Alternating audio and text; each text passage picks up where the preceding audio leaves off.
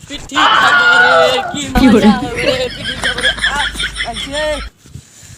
কি যে চানু কি যে পানু জ্বলছে রে রক্ত বাইরেছে রে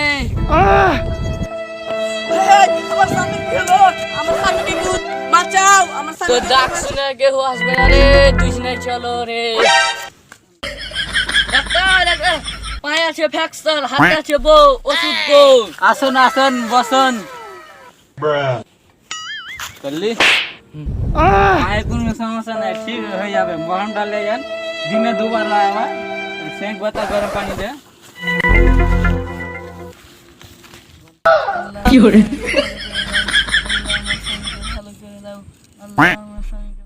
সে ফ্র্যাকচার হাতে আছে বল চল রে চল সালার কাছে চল